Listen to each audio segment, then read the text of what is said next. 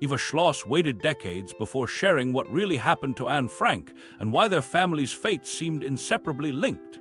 In her 2025 revelations, Anne is no longer just a page in a diary, but a flesh-and-blood teenager, stubborn, talkative, sometimes funny. These details never made it into textbooks, yet they complete the picture of a girl the world thinks it knows. Recent multi-country surveys show major gaps in Holocaust knowledge among young adults. In the US, nearly half of people surveyed couldn't name a single Nazi camp. Now, with school controversies and social media reshaping how history reaches new generations, Eva's newly public personal memories offer something different. But what exactly did Anne's stepsister reveal, and why does it matter now? The diary that refused to fade. Private notebook of a teenager, written in the middle of war, became one of the most widely read personal testimonies of the 20th century through a strange balance that proved irresistible to millions. Anne Frank's diary contains the ordinary voice of a girl writing about school, friendships, and crushes, alongside the extraordinary reality of persecution, fear, and life in hiding. It is personal enough that anyone can imagine themselves writing it, and grave enough that no one can forget it. The diary carries the voice of adolescence and the weight of history at the very same time. With over 70 translations and more than 30 million copies sold worldwide, its reach did not happen by accident. When the diary first appeared in 1947, the world was still reeling from the devastation of the Second World War. Publishers released books and testimonies about atrocities, but only a few found broad audiences. The diary, however, struck something deeper. Written without hindsight, simply recounting what Anne felt and saw, it gave readers the experience of living history as it unfolded. Parents recommended it to children, teachers brought it into classrooms, and survivors recognized in it a way of communicating the enormity of the Holocaust to people who had not been there. First came translations into neighboring languages, then into English, French, and Spanish, and later into dozens of others. Readers from Japan to Brazil, from South Africa to Canada, have found themselves holding Anne's small book in their hand. The diary's expansion went hand in hand with its use in education. Schools across the world have turned to it for a simple reason. Young students rarely grasp the immense scale of mass murder, but they understand the perspective of another young person. A student in Poland in the 1960s, one in the United States in the 1980s, or one in South Korea in the 2000s might have very different histories in front of them, but all could recognize the familiar signs of teenage life that show up in its pages. Teachers leaned on those passages to help open discussions, and for 3 generations, the diary became many people's very first introduction to the Holocaust. It moved out of specialized Jewish history into the mainstream of world literature, becoming one of the most commonly assigned Holocaust texts internationally. Educators rely on its first-person voice to connect students to this difficult history. But if widespread approval built its fame, controversy has never been far behind. In recent years, debates emerged not about the book's authenticity, which has long been thoroughly established, but about its suitability for young minds. In districts across the United States, school boards debated whether Anne's passages about bodily development, her feelings toward adolescence, or her frank reflection on identity should be available in classroom. In Europe, pressures were felt as well, where political groups argued that students should not be forced into what they called one-sided narratives. One town might celebrate her legacy in public exhibitions, while another held tense meetings about removing the book from required reading. These challenges echo older debates about how history should be taught, but they come with new urgency in today's polarized climate. Holocaust survivors have spoken with concern that removing or limiting books like Anne's amounts to fading memory, leaving younger generations without anchors. Teachers in some areas have reported that parents object to lessons drawn from the diary, saying the material is too distressing, while teachers elsewhere argue that shielding children from uncomfortable truths only deepens ignorance. The controversy has not only been about content, but also about who gets to shape collective memory. Elected boards, teachers, parents, or the students themselves.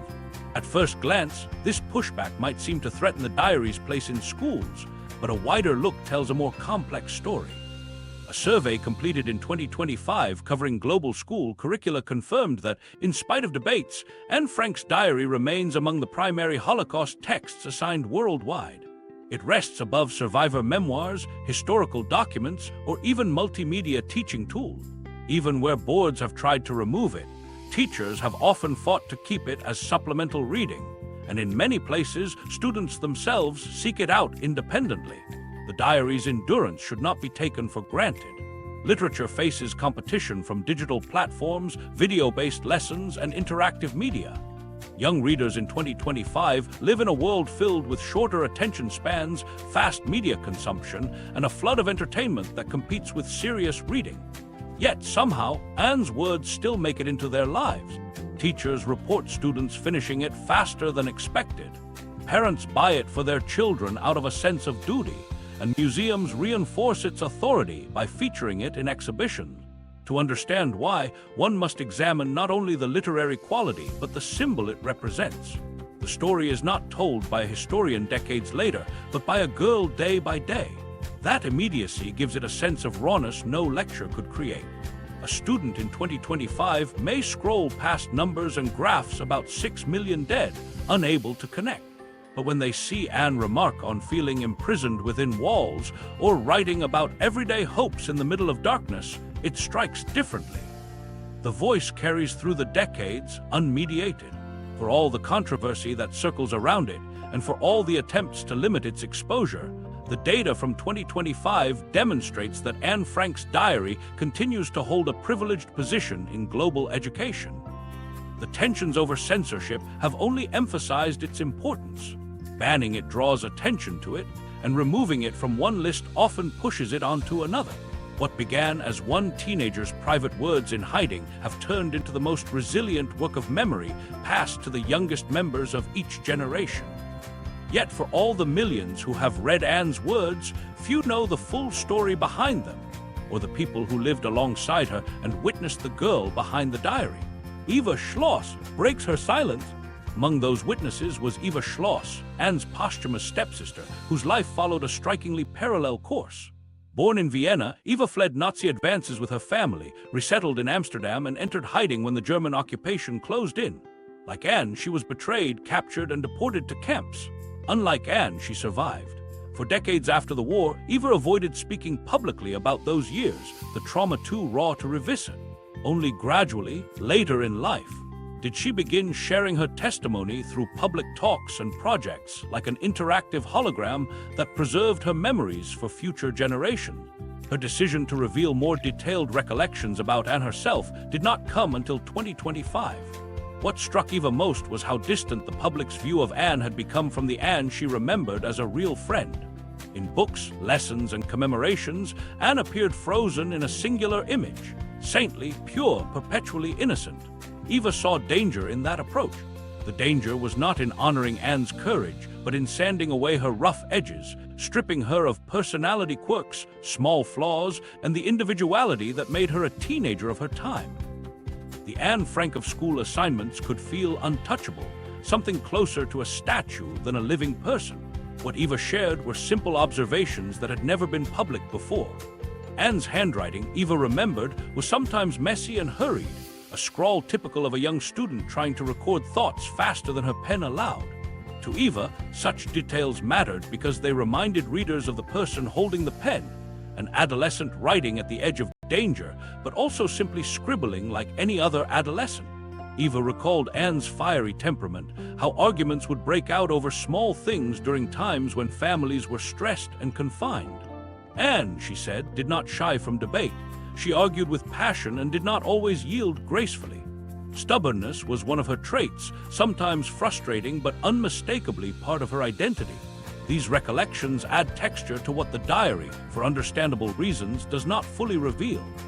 Anne's journal was curated by herself. Some things she left out, others she exaggerated, and she shaped her image as she preferred. Eva's memories present Anne not only as a hopeful writer or tragic victim, but as a lively, argumentative, spirited girl with moods that shifted quickly. According to Eva's perspective, beneath the wit and intelligence there were also moments of impatience, sharp remarks, and ordinary teenage rebellion. In Eva's view, these qualities ensured Anne was not a symbol carved out of marble, but rather a friend whose life had been interrupted. Eva's reluctance to speak for so long becomes understandable in this context. For years, sharing these details might have seemed trivial alongside the vastness of genocide. Yet by 2025, Eva came to see that exactly these details mattered most for societies now wrestling with rising ignorance. She wanted a generation steeped in digital media, accustomed to short-lived emotional attention, to relate personally to a girl who lived decades before smartphones or the internet. By stressing those small everyday traits, Eva hoped to cut through the aura of monumental tragedy, returning Anne to where she began. A girl with ambitions, flaws, strengths, and moods just like any modern teenager. One detail Eva emphasized was Anne's sharp tongue. She remembered situations where Anne would press her point and delight in winning a disagreement. This wasn't merely describing personality, it challenged the culture of sanctification that had grown up around Anne. When the world holds someone up as inspiration beyond human reach, they risk becoming less relatable. Eva's testimony brings Anne back into humanity, suggesting she was one of us. This has consequences beyond biography. When teens today approach the diary as homework, they might hold it at a distance, seeing its author as impossibly serious or tragically doomed. Eva urged them instead to picture someone their age, with messy notebooks, a tendency to argue, and stubborn streaks. The gap between Anne as an icon and Anne as an individual is something only personal memory could close. That is why Eva's voice carries special weight in 2025. Other survivors have testified about ghettos, deportations, and liberation. Eva uniquely testifies about what Anne was like as a living girl before the camps. This transforms how new generations understand the diary, not as the pristine chronicle of a saintly child, but as snapshots of an imperfect, spirited adolescent writing her way through an extraordinary ordeal. In pointing this out, Eva did not diminish Anne's importance. She argued that the imperfections amplify empathy. A saint may inspire respect, but a peer inspires connection. Eva Schloss's decision to present new recollections in 2025 reshapes the narrative of Anne Frank one more time. It reframes the diary not just as literary testimony, but as the work of a fallible young girl who argued, scribbled, and laughed like the teens who open her book today. By stripping away the myth of perfection, Eva restored something more fragile and more enduring.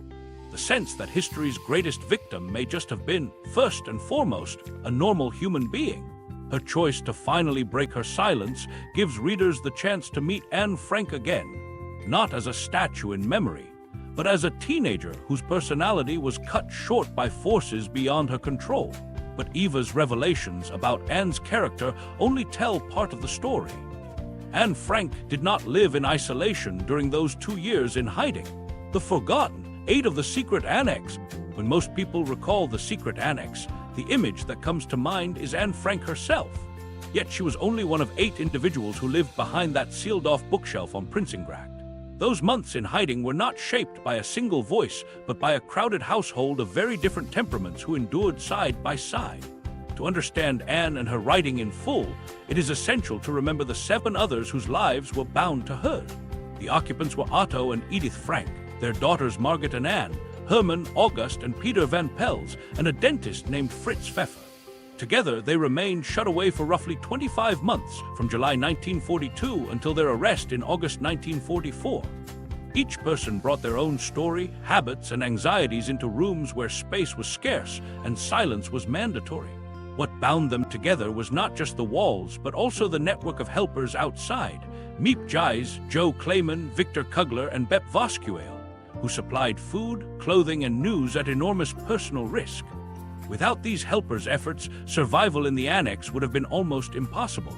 The Frank family formed the starting point of the hidden community. Otto, the father, was remembered for his calmness and steadiness. He often acted as a buffer in disagreements, the quiet negotiator who looked for compromise.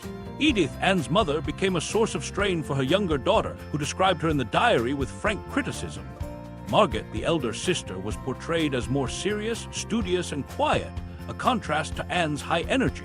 Together, they made up the foundation of the Annex, but were soon joined by others whose presence altered the household dynamic. Herman van Pels, who had worked in the food trade before the war, was practical but strict. He monitored supplies constantly, worrying about how long potatoes would last or how beans should be divided. August, his wife, was intelligent, quick to speak her mind, and at odds with Anne on many occasions. Their son Peter began as shy and hesitant, someone Anne described early on as withdrawn. Yet over time, he became Anne's closest companion in the Annex, offering her both friendship and a measure of comfort. Their relationship, fragile and uncertain, unfolded in the cramped attic space above them. The final arrival was Fritz Pfeffer, who had built a successful career as a dentist in Berlin and then Amsterdam before the Nazi laws removed his livelihood. Sharing a room with Anne, he found daily life difficult, and his strict routines clashed with her restless energy. Anne's writings depict their irritation with one another, friction over schedules, tidiness, and quiet time for work. Their relationship made visible how the burden of living in hiding was not only the fear of betrayal outside, but the difficulty of tolerating one another inside. Tension was inevitable in an arrangement where 8 people had to survive in silence for over 2 years. Arguments flared over chores, food distribution, or the smallest noise, and sometimes lasted far longer than the disagreements themselves warranted. At the same time, moments of warmth persisted.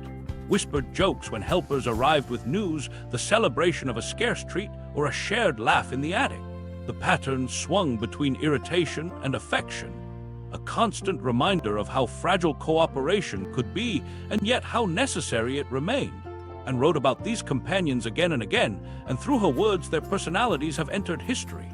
Readers meet Peter as awkward yet gentle, Hermann as worried and frugal, August as sharp-tongued, Pfeffer as strict and inflexible. But all of these impressions come through the eyes of a teenager.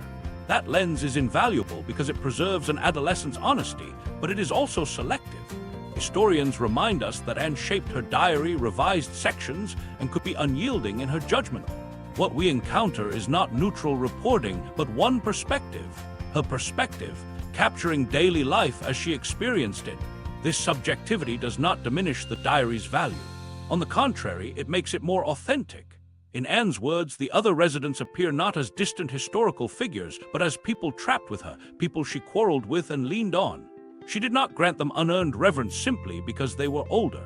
She examined them as people, flawed and complex, and that is why they remain real on the page today. The logistics of keeping 8 people hidden amplified every strain.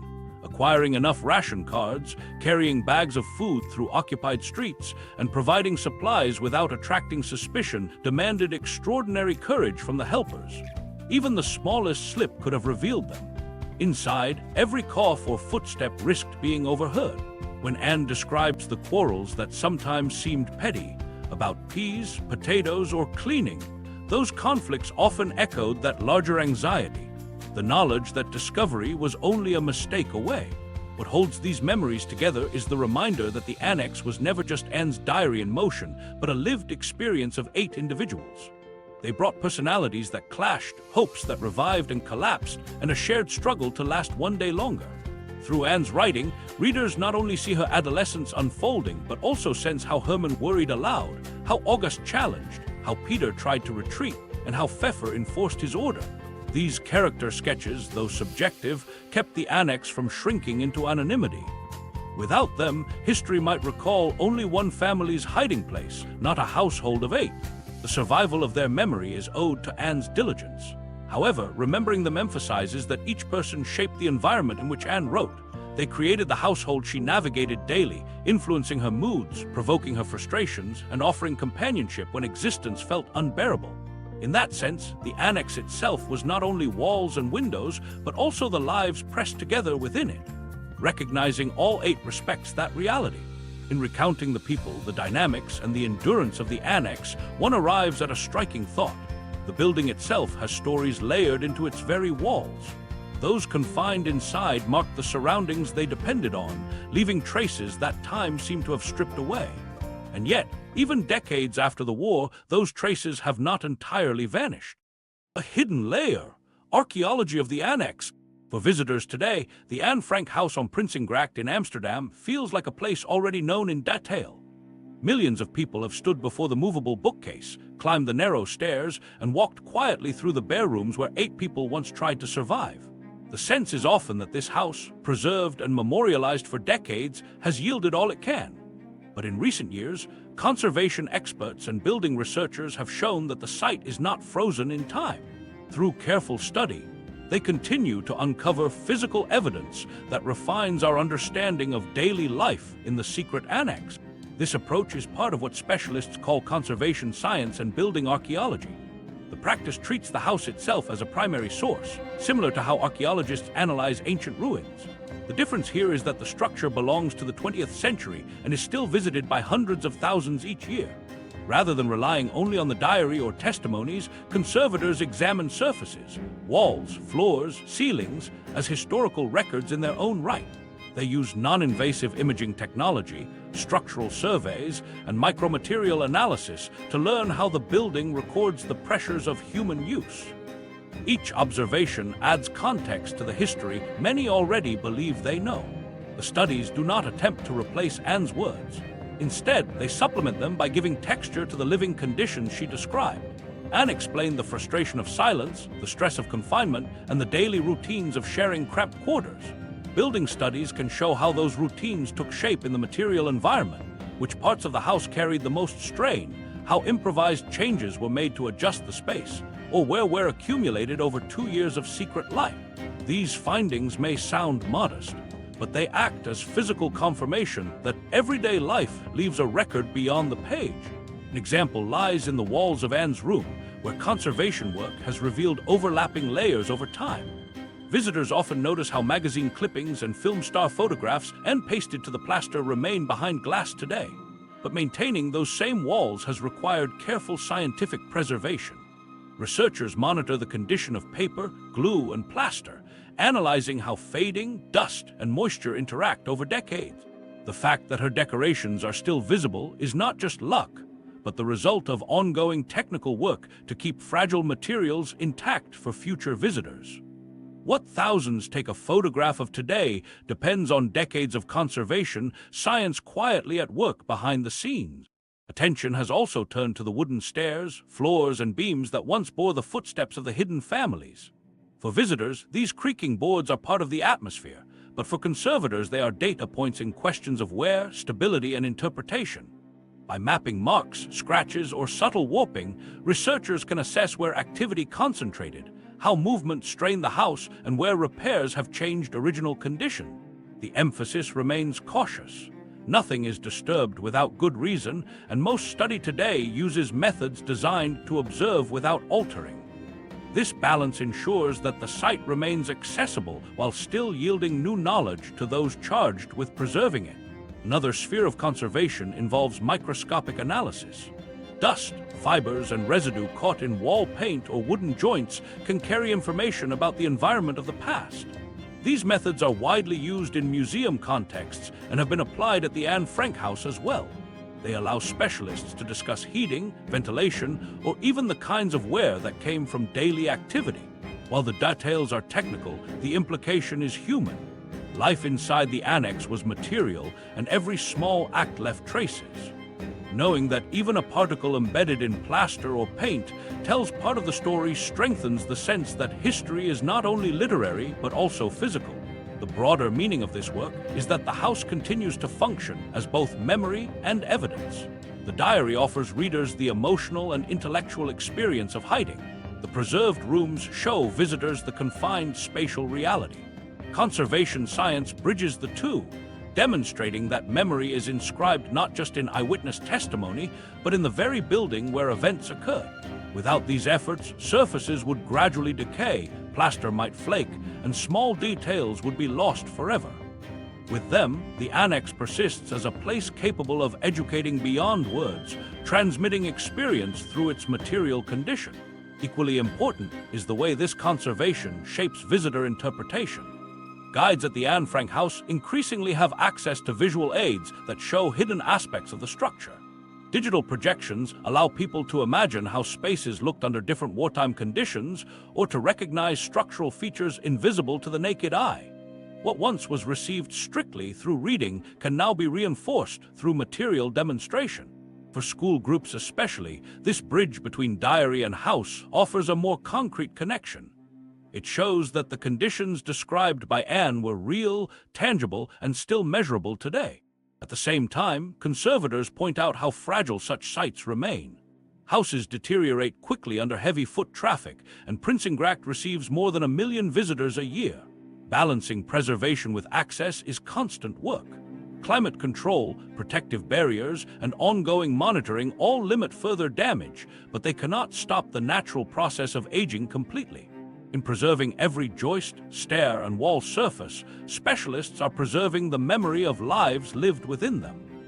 Each decision carries weight because it determines what future generations will still be able to see directly and what might survive only in documentation.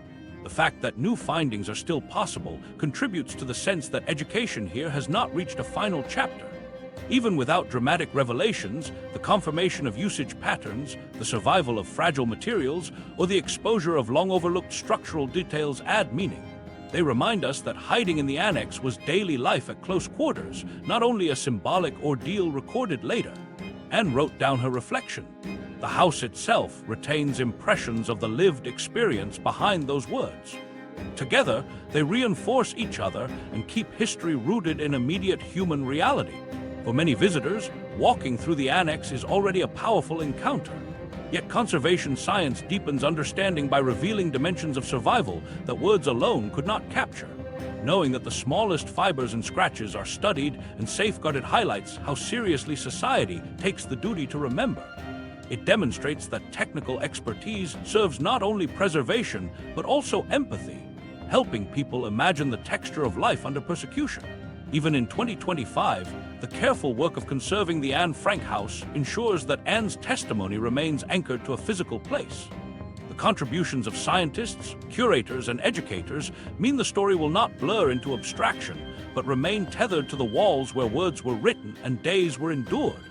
What might appear a static museum is in fact an active site of knowledge, where new methods continue to shape how memory is carried forward. And the importance of this ongoing work reaches beyond conservation itself.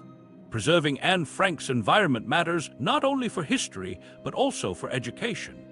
How new generations learn about the Holocaust depends in part on what tangible connections remain, and those connections are growing ever more uncertain.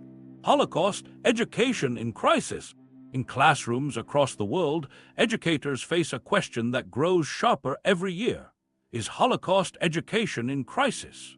The subject is still formally included on many national curricula, yet the depth of what students actually learn varies widely. A 2025 multi-country survey conducted by the Claims Conference revealed that nearly half of adults in the United States could not name a single Nazi camp, and knowledge gaps among young adults in several countries were even more pronounced. This unevenness underscores a troubling reality. Whether students leave school with more than a passing familiarity depends heavily on geography, resources, and the consistency of instruction. In some nations, such as Germany or Israel, education about the Holocaust is introduced systematically from primary school onward. Children grow up surrounded by testimony, memorial days, and structured lessons that compel them to confront the historical record. In other countries, the subject may appear only briefly in a crowded history curriculum. Some students might read a short excerpt from Anne Frank's diary or encounter a paragraph in a textbook, with little context about broader events.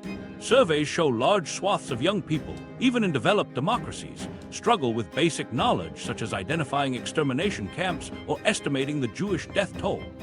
The outcomes differ so drastically that two teenagers the same age, living in different places, can carry almost opposite levels of awareness. These differences also emerge within countries. Urban schools often partner with museums, community centers, or survivor organizations, giving students access to exhibitions and, in some cases, rare opportunities to hear survivors speak about their lives. By contrast, teachers in small towns or rural districts may lack the infrastructure or resources to arrange such experiences. For them, including the Holocaust might come down to whether there is time left at the end of the term. Students in those classrooms may learn only fragments, an image here, a phrase there, rather than a structured account of genocide. The third, and perhaps most unsettling factor, is the digital environment in which younger generations now learn. Online platforms shape how students encounter history outside the classroom, and misinformation circulates far more easily than fact-based resources. Without strong foundations in school, many young people encounter distortions about the Holocaust on social media. Exaggerations, misrepresentations, or outright denial disguised as debate. What begins as uncertainty over numbers or vague confusion about terminology can, over time, morph into deeper skepticism. For educators, this erosion of consensus represents the heart of the crisis. Consider how disbelief manifests in surveys. While outright denial remains relatively rare, an alarming portion of students express doubts about the scope of the Holocaust or mistake it for a vague wartime tragedy. Some respondents describe it as one example of mass suffering rather than a systematic, targeted genocide against Jews and other groups. Such misconceptions thrive when formal instruction is inconsistent. Do you know how many Nazi camps there actually were, or could you name just one? Pause here in production, invite the audience to consider or display a caption for 3 seconds before continuing. The question underscores how shakily facts persist in the public imagination. In regions where the Holocaust has been integrated firmly into the national curriculum, the picture looks different. In Germany, for example, laws ensure the subject appears at multiple grade levels, connected not only to mid-20th century history, but also to lessons about anti-Semitism and human rights in the present. Austria, France, and the Netherlands each sustain similar commitments through remembrance days, memorial visits, and structured syllabi. Surveys consistently show graduates of these systems score significantly higher in their knowledge than peers elsewhere. Even with challenges of engagement, ignorance of basic facts is far less common when education has been built into national frameworks. On the other end of the spectrum, curricula in some countries downplay or dilute Holocaust history. In parts of Eastern Europe, official textbooks sometimes emphasize local suffering at the hands of Nazis and Soviets alike, while devoting less attention to the systematic extermination of Jews. In certain districts in the United States, Anne Frank's diary and other Holocaust texts have become flashpoints in debates about whether students should be exposed to sensitive material. In countries outside Europe, curricula often focus tightly on national history, leaving the Holocaust as an optional case study rather than a central feature. These choices can convey the impression that the Holocaust, while tragic, is secondary or detached from broader human lessons. For educators warning about these uneven landscapes, the stakes are high. If large segments of young adults approach adulthood without being able to recognize Auschwitz, Bergen-Belsen, or Treblinka, then the ability of societies to address prejudice, anti-Semitism, or mass violence weakens. Memory becomes dependent on chance encounters rather than reliable structure. It is not abstract. Future generations who cannot identify the outlines of genocide struggle to recognize patterns when they appear in modern contexts. The Holocaust continues to serve as a litmus test for whether collective memory can survive generational turnover. Anne Frank's diary sits at the center of these challenges. Despite ongoing debates about curricula, censorship, or student engagement, surveys in 2025 confirmed it remains the most frequently assigned Holocaust-related text worldwide. Its appeal lies not only in its accessibility, but also in Anne's perspective as a teenager.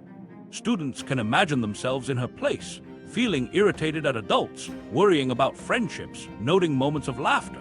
For teachers, this voice allows entry into a daunting subject. Numbers, policies, and far-off locations often leave young readers detached. The diary functions as a human handhold that makes those larger stories more comprehensible. In classrooms with strong Holocaust frameworks, Anne's diary amplifies and contextualizes broader material. In schools where the subject receives minimal treatment, it sometimes serves as the only sustained exposure students will ever receive. This dual role shows both the strength and the fragility of Holocaust education today. A single text cannot carry the entire weight of historical understanding, yet in certain places it remains the one link keeping the topic present.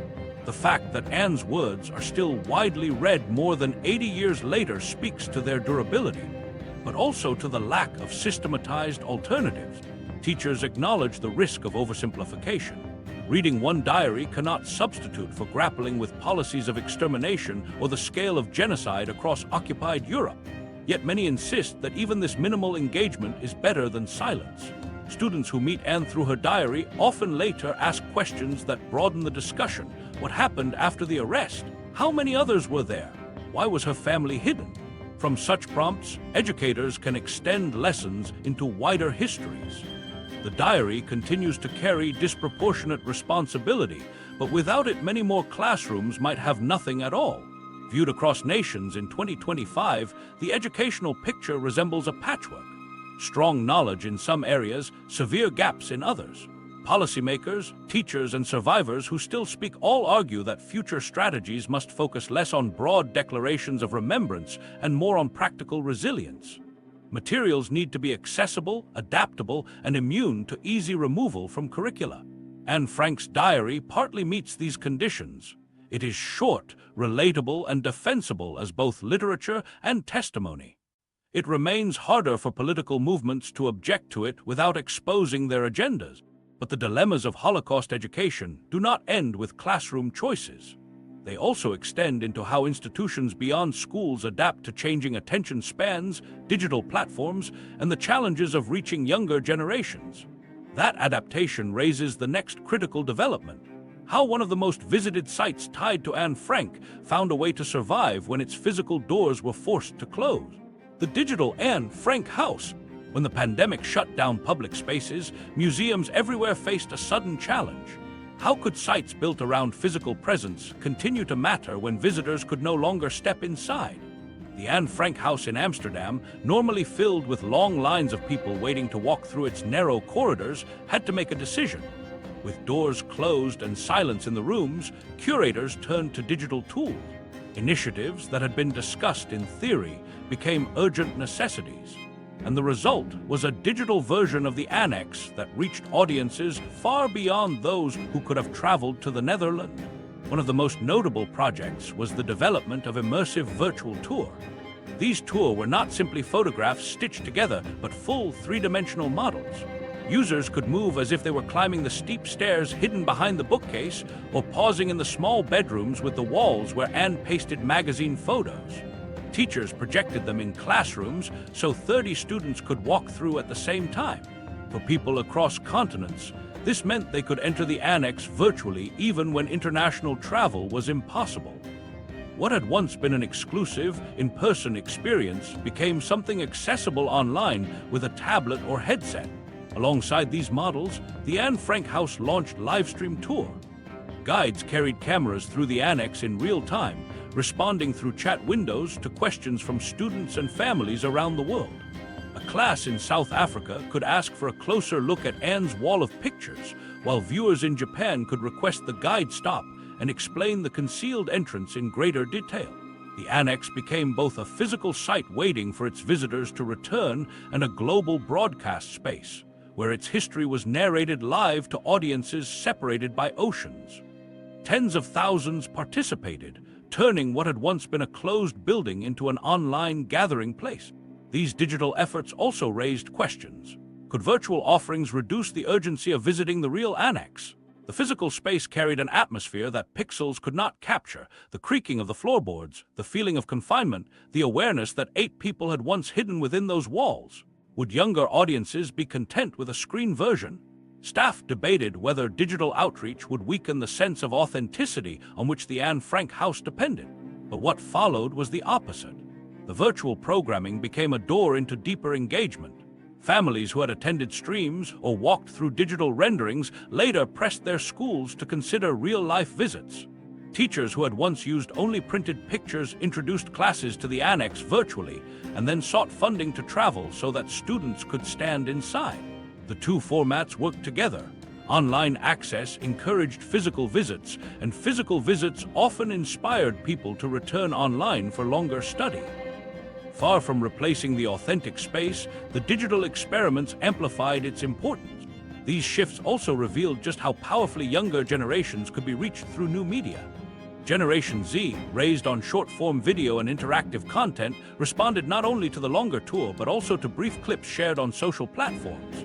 The Anne Frank house produced seconds-long teasers: the sound of a door closing behind the bookcase, a brief shot of Anne's small writing table. Other clips showed ordinary objects, school books, postcards, items of daily life. Released on TikTok and similar apps, these fragments circulated widely, pulling Anne's story into the same feeds as music or comedy videos. Unexpectedly, these small pieces of content became powerful entry points. Teachers noticed students arriving in class already curious after seeing a short video online.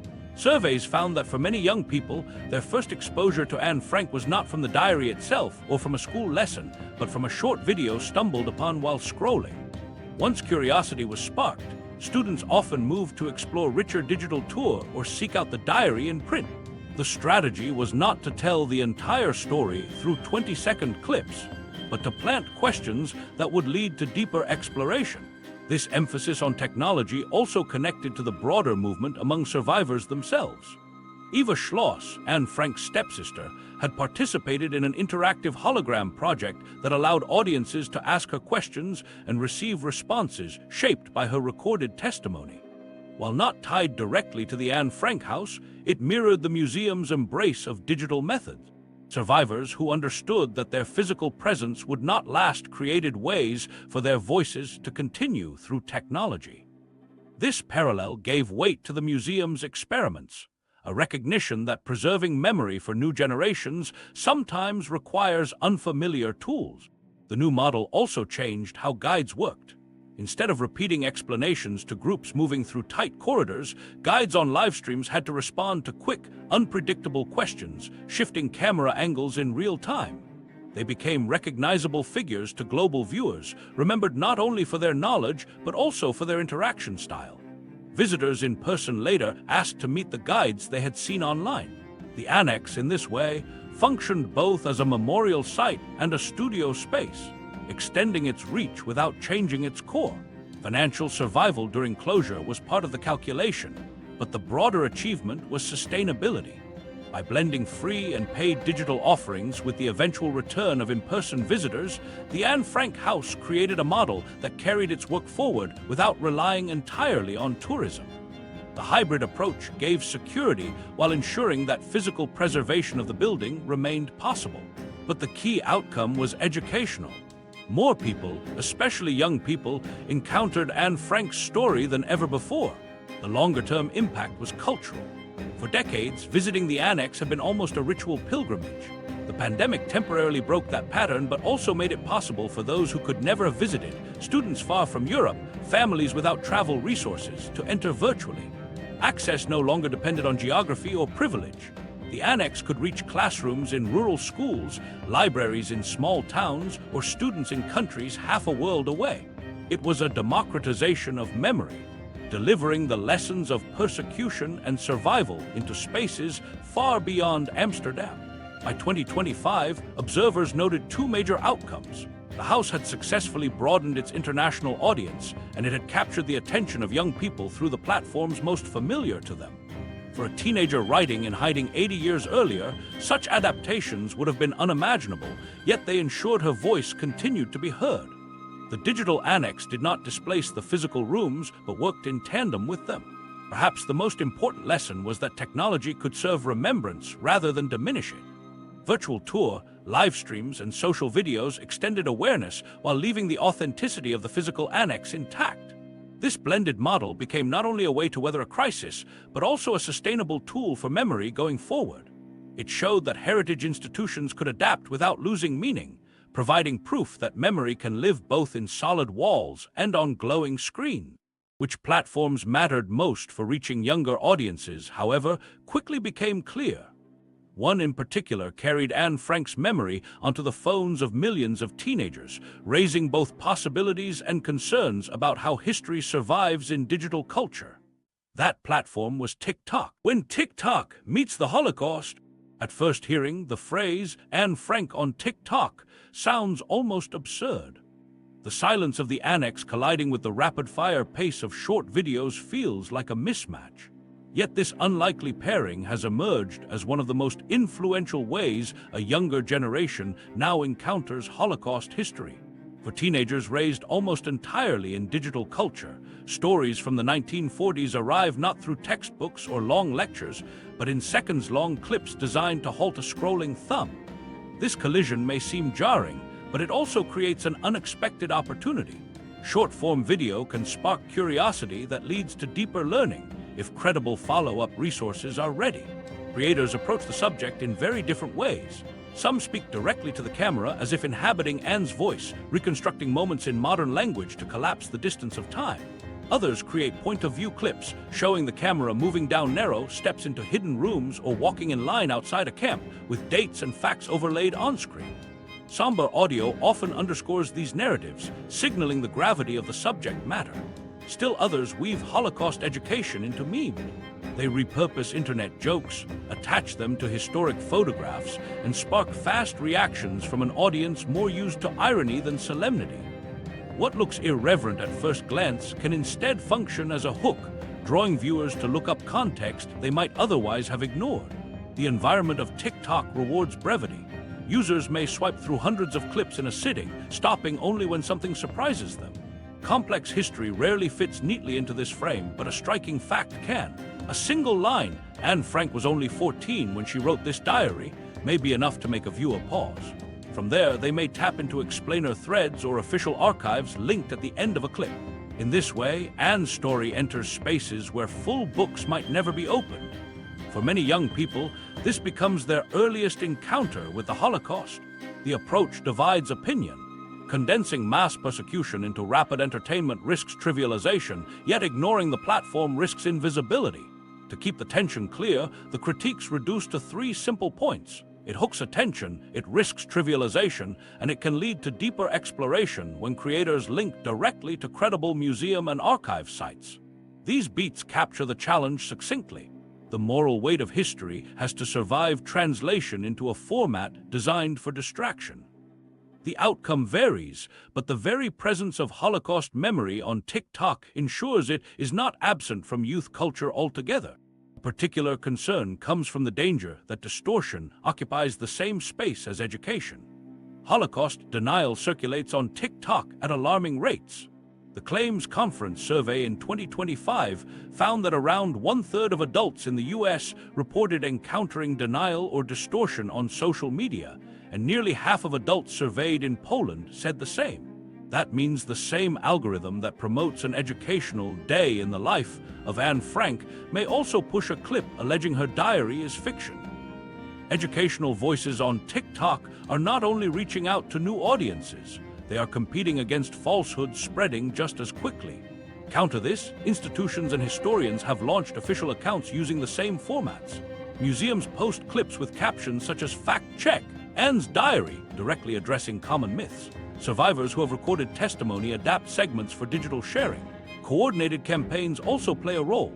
On International Holocaust Remembrance Day, hundreds of educators launched synchronized videos under one hashtag. Each shared a simple fact about the Annex or its resident. Within a week, millions of views gathered under that umbrella, and teachers reported students referencing these clips in class before any assignments were given. Another campaign simulated Anne's routine through a Day in the Life series. Clips released hourly recreated moments based on diary entries, waking, eating, writing, listening for sounds outside. By presenting it in real-time chunks, the series drew tens of millions of views globally. Students who followed it described feeling the tension of confinement more immediately than a single long documentary would allow. Museums noticed a spike in traffic to their virtual archives tied directly to this series. The result confirmed what many suspected. Short-form storytelling, when structured carefully, can bring exposure to levels that once took years to build through print alone. For critics who worry about tone, surveys suggest context matters more than format. Teenagers report that they can separate humor from content. A meme may attract initial attention, but once the subject is revealed, many shift to treating it seriously. What emerges is not comedy about tragedy, but comedy functioning as bait to introduce weightier material. Particularly striking is how students now arrive in classrooms with more detail about Anne's character. Previously, they might only recall that she hid, wrote, and died. After encountering TikTok clips, they also mention her stubbornness, her writing ambition, or her quarrels with housemates. These specifics humanize Anne, restoring individuality that generic lessons sometimes flatten. Traditional methods still matter, but often do not reach far. For many students, reading assignments feel like a chore and museum visits rare or distant. A clip encountered while scrolling unplanned may ignite spontaneous curiosity. The question for historians is not whether this is ideal, it is how to guide that moment into further study. Some museums are now embedding direct links in the final seconds of videos, pointing viewers to verified archives. Others are developing classrooms in a box, short lesson modules a teacher can adopt immediately after a viral campaign. The strategy accepts the brevity of modern attention spans while leveraging the chance to expand that interest once it has been caught. The emergence of Holocaust stories on TikTok embodies how memory adapts to shifting tools. Collective memory cannot rest only in books or classrooms. It has to circulate where the next generation actually lives its digital life. That does not mean trivializing tragedy. It means understanding that absence is the greater threat. When coordinated content is produced intentionally, education outweighs distortion. Millions of viewers who might never pick up Anne's diary receive at least a first impression of who she was and why her story mattered. For individuals encountering such clips, there is a simple step to make the experience meaningful. If you see a fragment of Anne's story on your feed and wonder whether it is accurate, pause and check an official museum site or a reputable archive. Verification strengthens memory, and in a space filled with misinformation, attention anchored to credible resources ensures that curiosity leads to knowledge. This uneasy integration of Anne Frank's story into TikTok highlights the constant negotiation between memory and distortion. The very tool that spreads fragments of her life to millions can in the next swipe promote conspiracy or denial. The question then becomes not only how memory adapts to new media, but how it defends itself within that same environment. That tension points toward a deeper problem still shaping the present conversation, a world still wrestling with denial. Despite the decades of education, memorials, and testimonies, denial of the Holocaust still refuses to disappear. In recent years, its presence online has even grown more visible. By 2025, entire corners of the internet, forums, video channels, and social media feeds carry voices insisting on rejecting overwhelming evidence. Among their main targets is Anne Frank herself. Her diary, the most widely read personal testimony of the Holocaust, is framed not as the record of a teenager hiding under persecution, but as a supposed fabrication. Denialists target the diary deliberately. They know that undermining Anne undermines public belief in the Holocaust itself, and this strategy has become a common thread in denial discourse. What once might have stayed confined to anonymous fringe groups now travels widely through mainstream platforms. Influencers who mix conspiracy claims about politics, global finance, or medicine often insert Holocaust distortion into their content. Instead of bluntly saying, "It never happened," they pose sly rhetorical questions or cast doubt on archives, hinting the diary was written by adults or manipulated after the war. These tactics deceive precisely because they seem inconclusive rather than openly false. For audiences without strong grounding in history, repeated doubts sink in gradually. Questioning Anne Frank, whose diary embodies Holocaust memory for millions, is meant to open the door to questioning the genocide itself. This dynamic flourishes in the media landscape of 2025. Algorithms are designed to reward engagement, not accuracy. Content that provokes outrage, confusion, or argument often receives more views and shares than sober factual material. UNESCO and United Nations reports have raised alarms about how these algorithmic structures amplify denial and distortion across social platforms. A simple video questioning the diary's authenticity may reach far more people than a carefully produced educational resource. Teenagers scrolling quickly are unlikely to check sources before moving on, and many already have patchy knowledge. Surveys confirm substantial portions of under 30 populations cannot identify camps or estimate the Jewish death toll. Within that environment, denialist content finds fertile ground. The human psychology behind these movements helps explain their spread. Conspiracy theories flatter followers by offering access to hidden knowledge. Believing the diary was fabricated or that teachers misled entire generations creates a sense of belonging to a select group, seeing through lies. This narrative provides comfort. Instead of confronting the reality of industrialized mass murder, it proposes a tale of deception and courage against imagined enemies. To admit the Holocaust occurred is to face the magnitude of its horror. To accept denialist narratives is to replace that horror with a simplistic story of manipulation, easier for some to digest. These distortions matter far beyond debates about history. Denial often comes paired with open antisemitism and broader xenophobic claims. Spaces where Anne Frank's diary is discredited are the same spaces where racist slurs, anti-immigrant propaganda, and extremist conspiracy stories thrive. Holocaust denial fuels present-day prejudice, not just misconceptions about the past. To dismiss her diary as fiction is not neutral criticism. It is an attack designed to weaken social consensus about truth and justice. Yet denial does not go unanswered. Museums, archives, and educators have developed strategies fit for the 21st century. The Anne Frank House, Yad Vashem, and numerous national institutions now release their own short-form clips, visually designed to compete in the platforms where misinformation circulates. They highlight diary excerpts, show photographs of the Annex, or explain deportation records in clear, accessible ways. By adopting the same formats as online influencers, they ensure visibility in the same crowded scroll that carries denial content. Education no longer waits to be sought out. It places itself in the path of audiences where they already spend their time. Survivors, though fewer each year, remain powerful countervoices. Those able continue to appear in live streams or short social media videos, sometimes reaching millions of young viewers. A survivor describing hunger in hiding or deportation on a cattle car carries an immediacy denialists cannot easily dismiss. Many survivors who once avoided publicity have embraced digital outreach, aware of the urgency to speak directly before time silences them.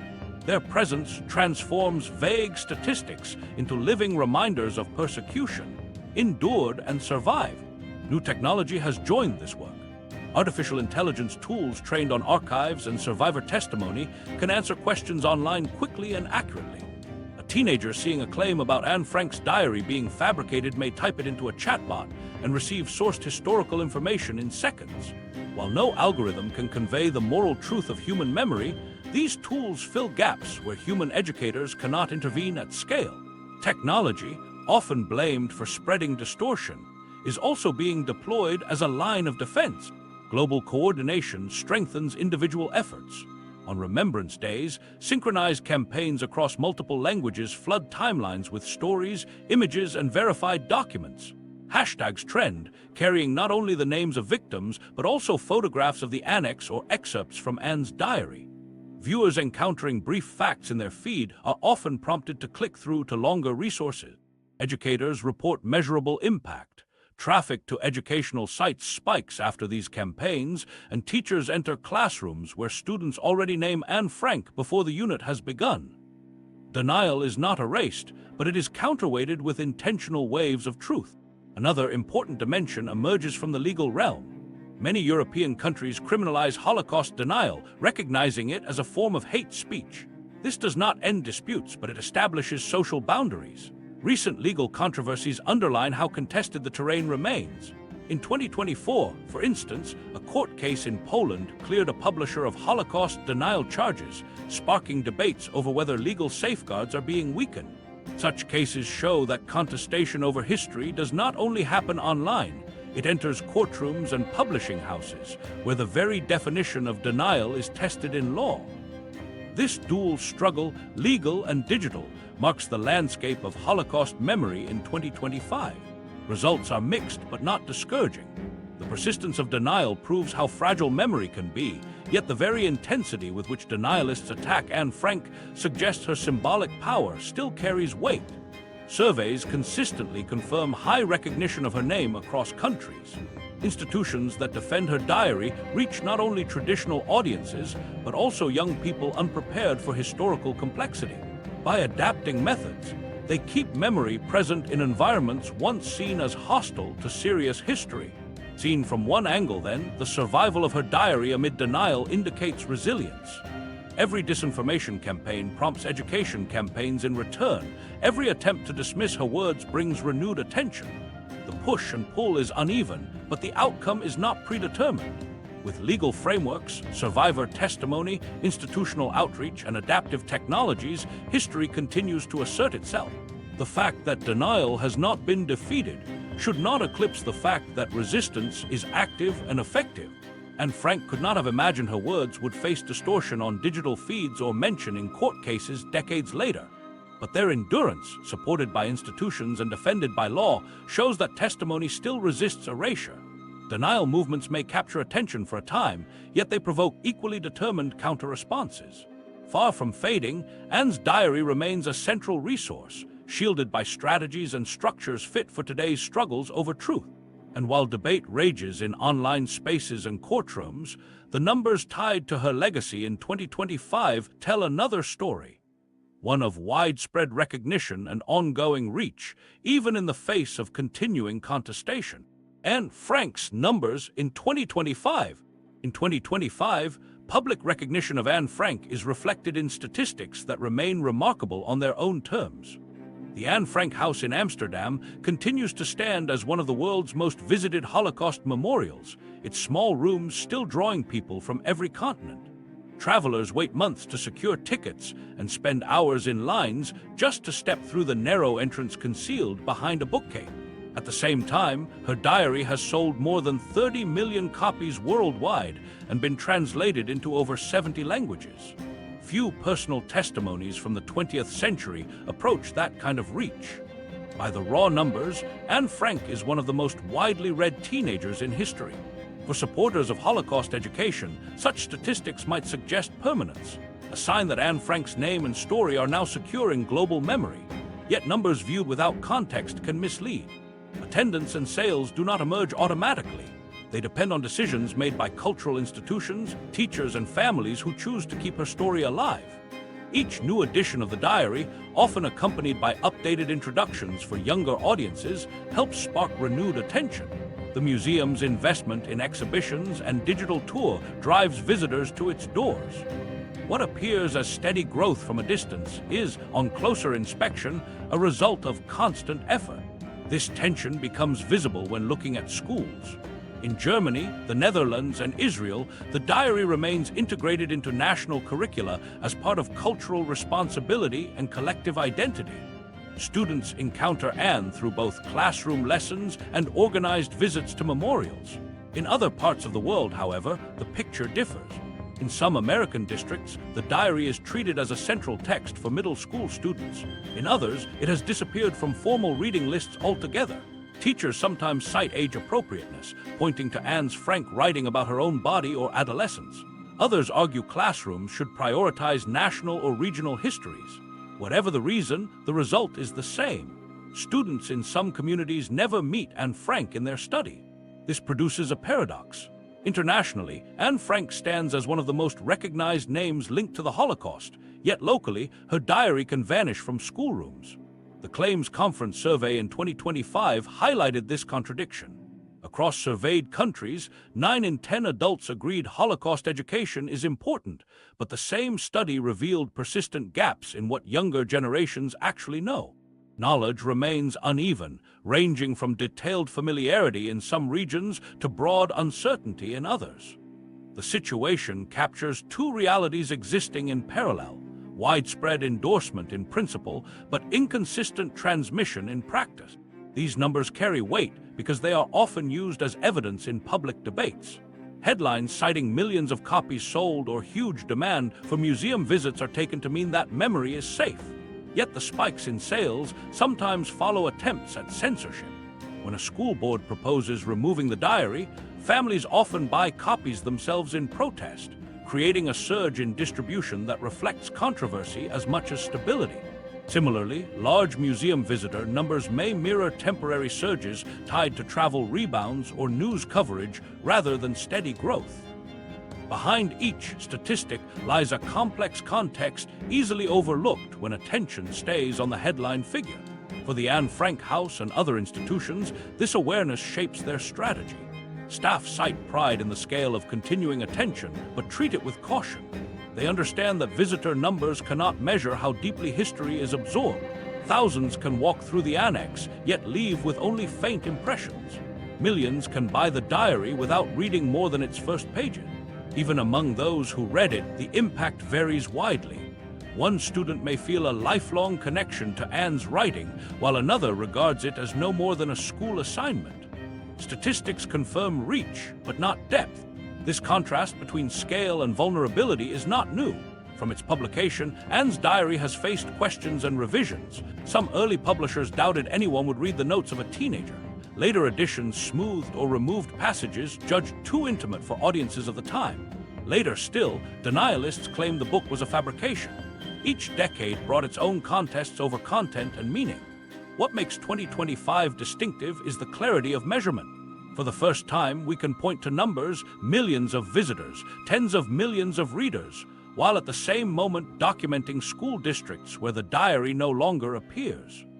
Both realities coexist, shaping Anne Frank's place in cultural memory.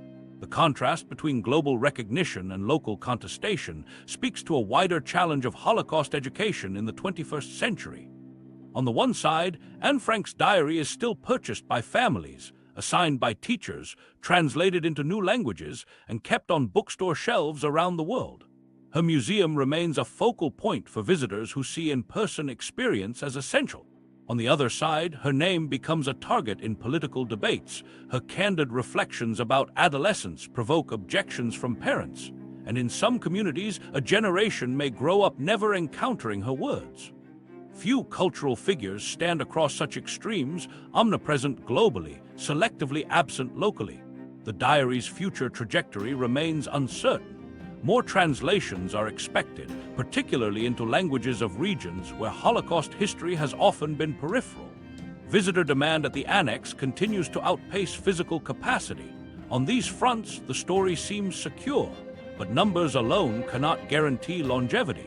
The crucial question is whether future generations will retain Anne as more than a symbol, whether children of 2040 will approach her diary as an urgent message rather than a book placed on a shelf and forgotten. For educators and families, this is an active responsibility. Statistics do not resolve that responsibility. They highlight Anne Frank's unique position, but also the fragility surrounding it. Her diary remains one of the 20th century's best-known works, and her former hiding place one of the most visited historic sites in Europe. Yet even at the height of attention, surveys expose striking gaps in knowledge among younger people. Numbers show reach, knowledge gaps show fragility, so what works to keep memory alive? That question leads directly to the voices of survivors, who have carried the weight of remembering longer than anyone else.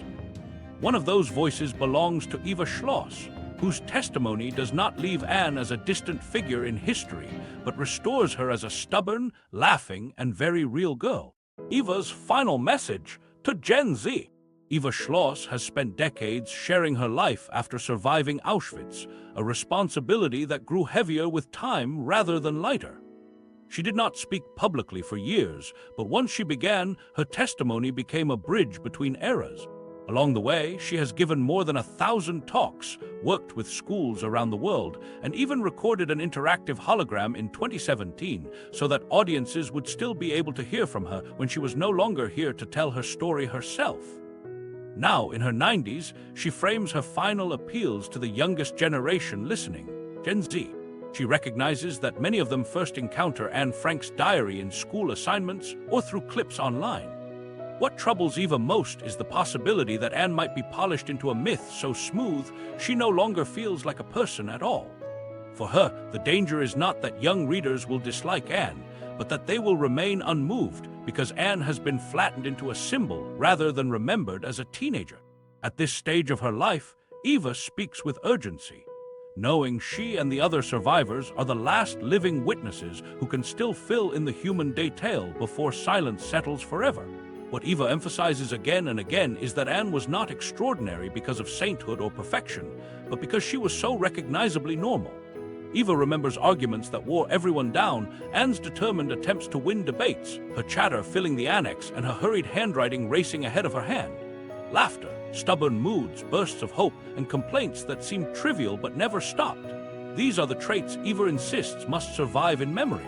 To her, they matter just as much as the diary itself, because they prevent Anne from being placed on a pedestal where no real teenager has ever lived.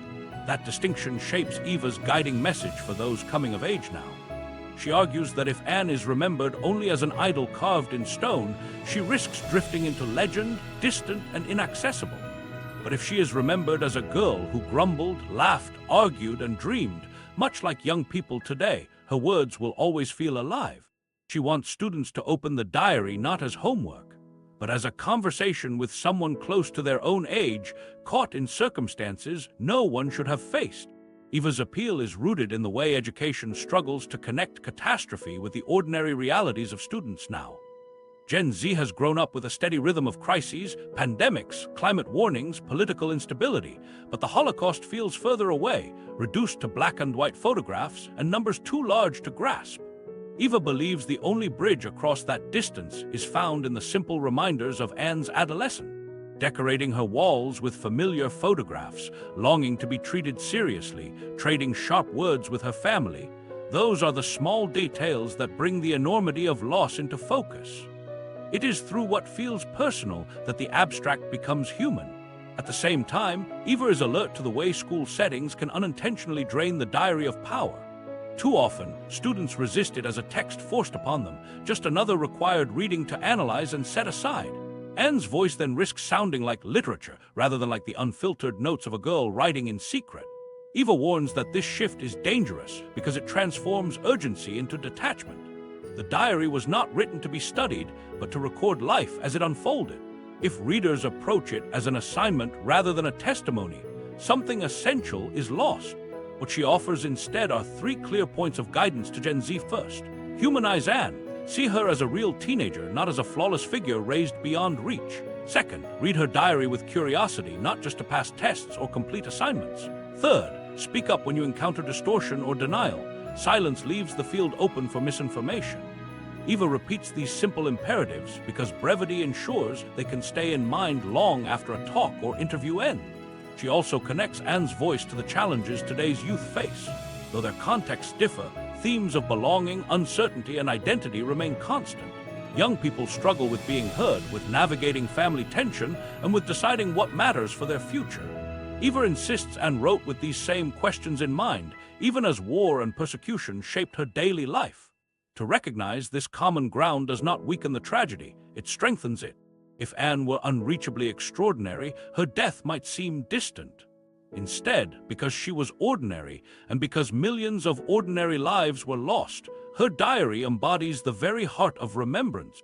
Eva often reminds her audiences that memory itself is a form of survival. Gen Z, she points out, will likely be the last generation to hear living survivors tell their stories.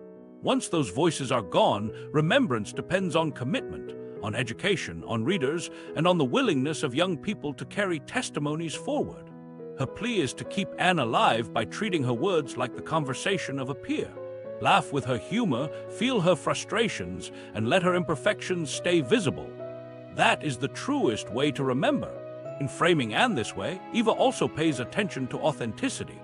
Young audiences immersed in social media culture are accustomed to manufactured images and carefully edited personas. They value what feels real above all else. Perfect and might strike them as inauthentic, but the Anne Eva knew, messy, stubborn, full of contradictions, is believable. Realness is what commands attention. Eva stresses that in a world saturated with performances, Anne's authenticity can still cut through. At its core, Eva's message is practical. Do not sanctify Anne until she becomes unreachable. Do not confine her diary to assignments. Resist distortion wherever you see it circulate. By keeping to these 3 principles, new generations can ensure Anne's story continues to breathe. The reward of remembering Anne this way is striking. If she was ordinary, then her loss, and the loss of millions like her, becomes less distant. The Holocaust ceases to be an abstract count of deaths and becomes a recognition of individual lives interrupted. As she considers her role near the end of her life, Eva often paraphrases the responsibility she carries. Remembrance is now placed in the hands of the young, and forgetting would mean betraying not only Anne but also every victim. Her call is not heavy with abstraction but rooted in daily choice. Reading a page, sharing a story, rejecting a falsehood, each action becomes a way of keeping the voice alive. So the question passes to those listening. If Anne Frank's diary still matters, how will you treat it? Eva's own challenge to students is simple. Which ordinary trait of Anne surprised you most? Share that reflection, she suggests, because it is in speaking aloud that memory resists silence. And with that, her message closes on a note of hope rather than despair. The diary will remain, but its meaning depends on what people choose to do with it. Whether Anne Frank's words continue to live will rest not on statistics or institutions, but on individuals who read, remember, and respond. It is at this point that the broader story of Anne Frank's endurance comes back into view, showing how fragile survival has always been and why protecting it is still a task for the present. Anne Frank's diary has endured war, censorship, denial, and shifting politics, and in 2025, that responsibility turns to its readers.